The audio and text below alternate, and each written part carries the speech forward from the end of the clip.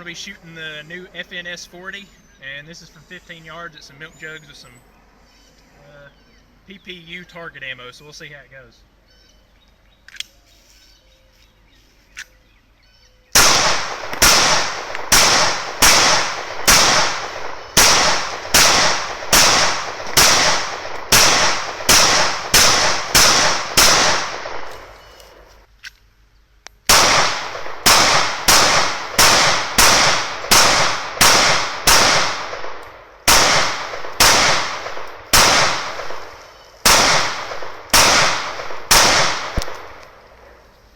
Howdy guys, this is Minky Man. I guess y'all saw some of the shooting videos of this my new FNS-40. I've had it for a few months now, and that was the first time I ever pulled the trigger on it with a round in the chamber. So you got to see the first shots with it. The shots weren't necessarily very quick because with my old carry pistol, the Smith & Wesson SD-40, which is also a great gun. I have a review posted of it if you want to see it. The trigger reset was all the way out before the trigger reset, so I was just used to doing that. So every time I shot, I would just let my finger go all the way back out. So the shots weren't the quickest, but the gun is extremely accurate. I will tell you that. Any reviews you read of the FNS or the FNX, pretty much everyone I've seen has been, you know, at 25 yards they're shooting 1.5-inch groups, which is more like a competition pistol than a combat pistol, even though this is designed as a combat pistol. So it's a pretty incredible gun. I loved the SD. It's a great gun, especially for the price. But for a combat pistol, hands down, the FNS would be my choice. Over Glock, possibly over M&P. I don't have an M&P. I couldn't find one that probably would have been what I'd purchased. And then I picked this up, and it just fit my hand absolutely perfectly. And it pointed more naturally than an M&P, which I was very surprised about. If I just naturally point the gun, the sights end up lined up pretty much perfectly already, so it's pretty awesome. But I'm going to do a little review of the gun here. This is the magazine, just to give you one of these, show you these in heads up. They are, it might be kind of hard to tell, but they do have like a black coating on them, kind of. I don't know what it is, what kind of coating it is, but it's FN on the bottom. You can disassemble them just like this, just like most magazines. 14 round capacity, 3 holes to check it out, double stack. And they're the same for the 40 and the 357 SIG. So that's the magazine. Eye candy, the K-Bar Escobar from Becker Knife and Tool. One of my favorite little EDC blades. Alright, so on to the gun. The gun comes with a nice plastic carry case. It's pretty awesome, I will have to say. It comes with 3 mags, which is really incredible. I was really happy about that. So you get 3 14-round magazines, which I was really pleased about. All the standard documentation, manual, all that fun stuff. The quality on this gun is impeccable. It's you know, every FN I've ever heard of has been pretty much, you know, top quality. So for some reason it's not focusing. There it goes. Yeah, FNH USA, Fredericksburg, which is where they're headquartered. Made in USA. They're made in a factory in South Carolina, which also makes the M240s and the 249s, all the big machine guns and all that stuff that's used by the U.S. military. The FNH USA is actually the largest small arms supplier for the U.S. military, which I was kind of surprised to learn. But this gun comes out of the same factory, and the FNXs come out of there as well, which are the hammer-fired version of this. I believe they ride on the exact same frame and everything, same slide, everything, except one's hammer fired and one's strikered, so a little bit different internals, slightly different shape on the back of the slide possibly, I'm not sure. But all in all, they're pretty close to the same guns. And the FNXs are incredible guns as well. I might have to pick one of those up someday. Got a little stuff on it from the sheath. I believe it's a phosphate coating on the slide. Seems to be very durable. I've had it in under my Blackhawk Serpa holster. The level 2 retention with the finger release.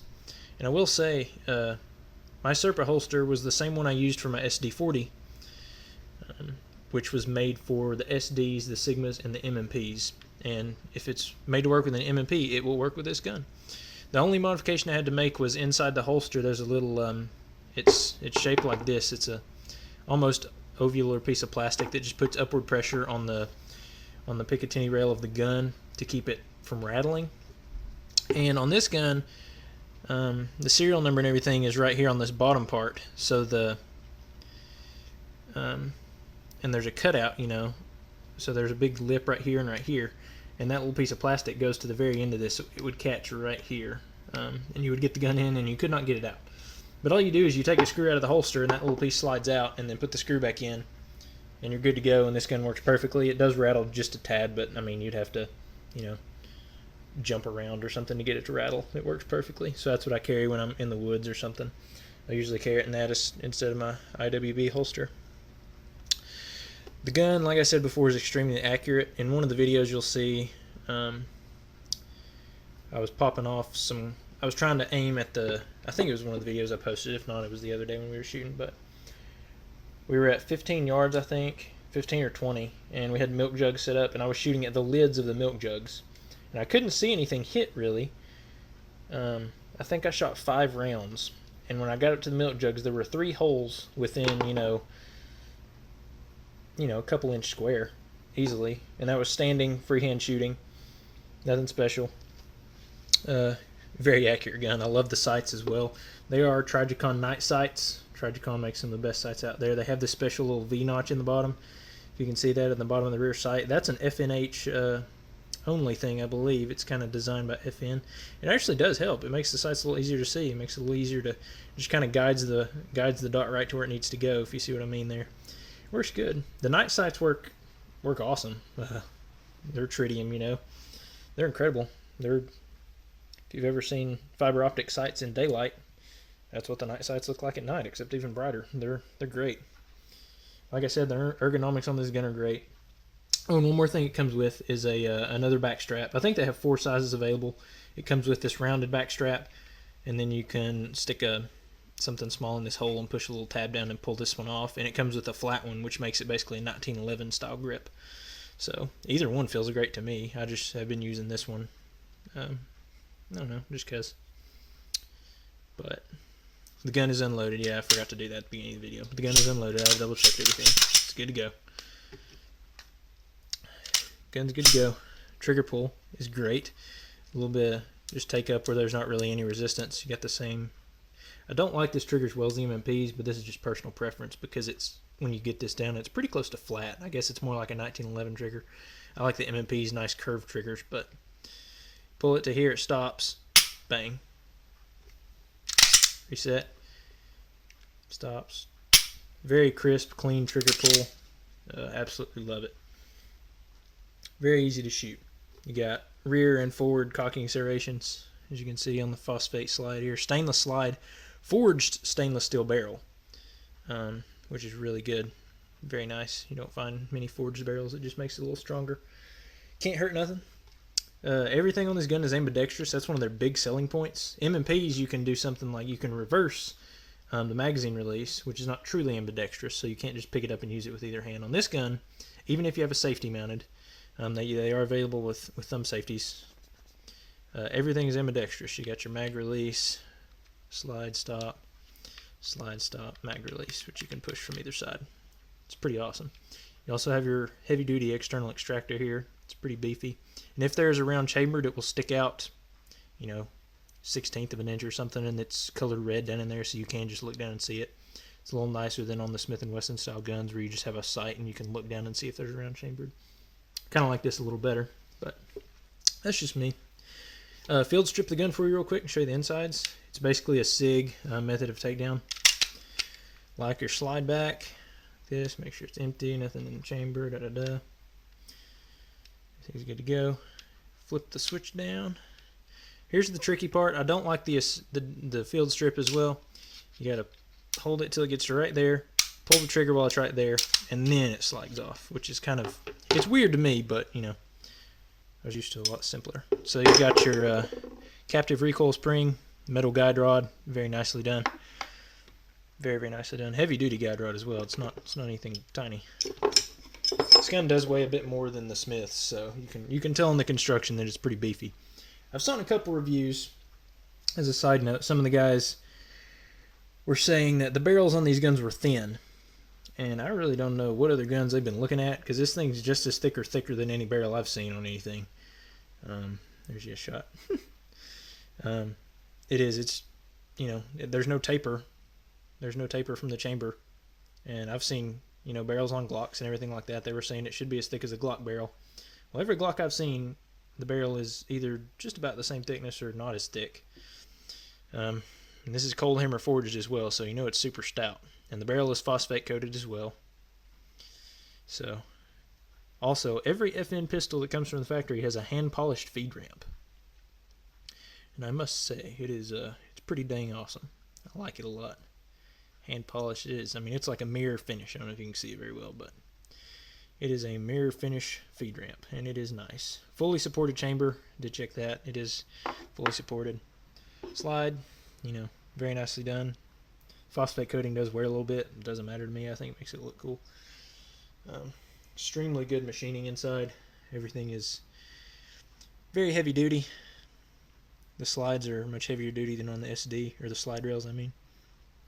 As you'll see in a second, everything's beefy, heavy duty, made to be a combat pistol. So it's a beast of a gun, that's for sure. Now the polymer frame, it's like a Zytel type polymer, I believe. The texture is great. It does have a little bit of texture. The handles are kind of like a Gen 4 Glock as far as the texture here.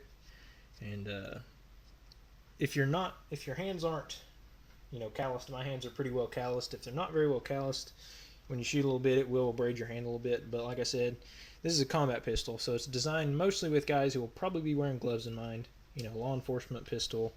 Those guys probably won't be wearing gloves, but still. It gives you incredible traction. That's the main thing. Is even if your hand hurts a little bit, I'd rather, you know, have my hand on the gun and have it hurt than lose my gun. So, enough about that. The design is really cool. You have a separate, you know, the M&Ps, they have a steel frame built into the polymer, which is basically just molded in. This one is actually held in, I believe it's this pin right here, and I think there's another one maybe back here, and that may be it, I don't know. There's a whole steel frame assembly that's in the middle of the polymer here, and it's actually pinned in place, and it does not move whatsoever any direction. You know, it feels like it's all one piece. But it is replaceable, so if you do happen to shoot, you know, 100,000 rounds or so, or 200,000 or whatever, and these rails wear out, you can just, you know, go to FN and get a new frame and stick in and keep the same slide, barrel, frame, all that stuff. I mean, polymer part of your frame, I mean. But if you compare these slide rails to an M&P, M&Ps are pretty beefy, but if you compare them to like a Glock or something, these dwarf the Glock slide rails. And you can tell it is a well-made combat pistol. Everything is very, very well made. Great design on the slide rails. Come on, focus. There we go. You got the taper on these ends right here. That'll help you with cleaning out dirt. It's one of the main advantages of having slide rails that aren't full length on like a 1911 style gun. Is on guns like this where the slide rails are, you know, in separate positions. If there's dirt or something that gets in the slide rails or in where they ride here on the slide, these will actually just push the dirt out the next time the gun cycles. It'll kind of clean itself. Whereas with a full length slide rail, the dirt just kind of gets stuck in there and gets grinded around a bit. But like I said, everything's ambidextrous. Trigger. Everything is. This gun's just awesome, I have to say. On the back, there's a neat little mechanism here that's hooked to this spring down in here. This right here. Well, it's kind of hard to explain on camera, but this little button right here gets pushed in. When you put the slide on, this little button right here gets pushed in. It pushes that spring in on the inside, and that forces these two parts out. There's a little bit of play in between these, and you can push them together and apart. Once the slide's on, that spring pushes them out and forces them flat against the slide rails, preventing it from moving any direction. It's a nifty little design. I really don't know why they have this play there. I'm not sure. Tried to think about it. I'm an engineer and I like to think about all this junk, but I don't know why it's there, but it's cool and it works good. Once you get the slide on, it doesn't move any way, up, down, left, right, whatever. It's solid, so it's a good design. I don't know what it's for, but it's a good design if it's needed. But like I said, it's a beefy gun. The rails are hefty, very nice. See, I think I covered everything in there I was planning on covering. See, mine's nice and oiled. It's my EDC gun whenever I can. Oh, another thing. This is available in 9mm as well. This is their striker fired pistol. The FNX is the hammer fired version. This is available in 9mm as well. For reassembly, you just stick it back on there, push it back, lock her back, slap that up, you're good to go. Good to go. It is available in 9mm. They also have the competition version of this gun, and I actually got in touch with Team FNH USA on Facebook and asked them. I was like, "Hey, have you guys shot the FNS any, and what do y'all think about it?" And they said, I think the quote was, "This gun just runs," and they put it in like all caps, and nothing but good things to say about it. They loved it. They said they are all using it, and one of the guys on their team, can't remember his name, Dave Sevingy maybe, I can't remember. He said they said he's pretty much dominating everything with it, and he was using the FNS-9, I think. The competition version, which is what I was going to talk about. The competition version has a 5-inch barrel instead of a 4-inch barrel, and slide, elongated slide, 1911 style. It's got the dust cover, the metal dust cover extends out over the spring. And I have heard rumors, and there's a competition 40 as well, I believe. I hope, because I really want one. But I've heard rumors that FN is going to offer the barrel and slide and an extended spring as a separate part, so you can just buy that and slap it on your existing frame, and have basically two guns for cheaper than buying a whole nother one. And that would be incredible. I would absolutely love that. I hope they do that. I read on their wall on Facebook a while back just to see. But it's naturally adaptable to a combat gun. To a competition gun. The magazine well's beveled all the way around, so it's quick reloads. It's beveled. It's quite nice, actually. It's more like a competition gun than a combat gun, but it's got competition gun accuracy and combat gun durability and reliability. So I don't know how you're going to beat it, but I highly recommend it. It's an incredible gun. 100% functionality with everything. Runs like a top. It's super, super accurate. Well, that's my review of the FNS-40. Hope y'all enjoy it. See you later.